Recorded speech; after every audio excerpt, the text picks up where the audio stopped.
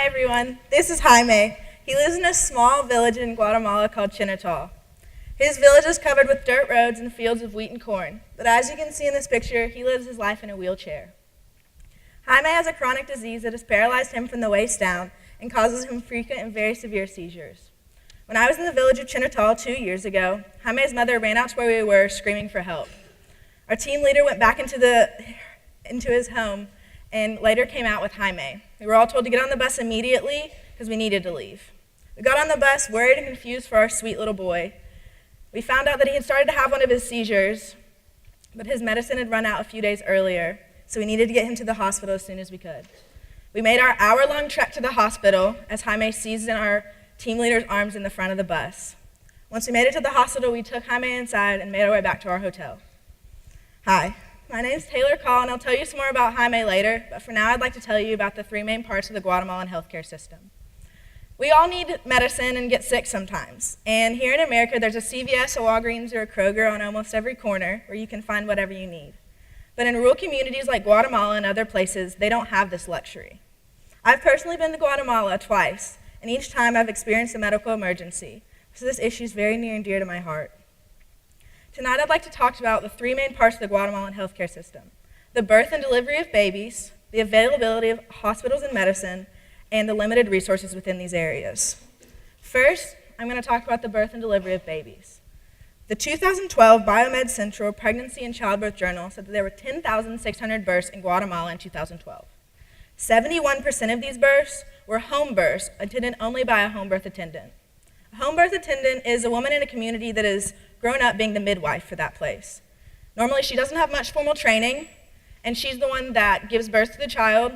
She will register the child with the country and fill out all the needed paperwork. These women normally have very little training. 85.5% of these women have less than 1 month of formal training in a medical facility, while only 0.5% of these women have more than 1 year of medical training in a facility. You can also see up here that the literacy rate is about 38% for these women. And most of them, fewer than 50 can write, and only a few can even read numbers. These women are very inexperienced, but they do a very good work with their job. I personally experienced a home birth while I was in Guatemala. I watched as an 18-year-old girl, only 2 years older than me, gave birth to her very first child on the floor of her home. We'd had nothing to cut the cord with, nothing to tie the umbilical cord off with, and nothing to clean out the baby's lungs. Luckily, the baby was delivered safely with a pair of scissors we found in the classroom that we cut her cord with, a pair of string on the side of her house that we tied the cord off with, and a piece of gauze that we cleaned the baby's lungs out with. That moment was very scary for me, but it also made me so thankful that I live in America where I'll never have to give birth to my child in my home with no medical equipment. Now that I've talked about the birth and delivery of babies, I'd like to talk to you about the availability of hospitals and medicines. Within these areas, there's very, very little money. A 2009 Journal of Social Science said that roughly 2/3 of the people in these areas are in agriculture and make around $3.20 a day as of 2003. A Biomed Central Globalization and Health Journal in 2012 said that many of the lowest costing treatments in facilities and hospitals cost more than a daily's wage of a government-paid employee. That means that these families have to choose between feeding their children or going to the hospital. And even here in America, where healthcare is affordable and around about every corner, this is an easy choice to make. Now that I've talked to you about the availability of hospitals and medicines, I'd like to talk to you about the limited resources in these areas. Worldwide, there are 1 billion people without access to primary health care.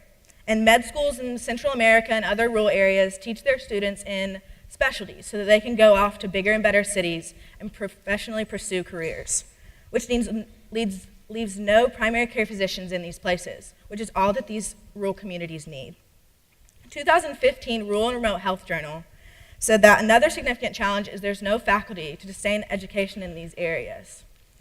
There's no, like I talked about with the home birth attendants, there's no to teach these women so they learn from the ones that have come before them. There's no place for them to have medical schools because there's no funding.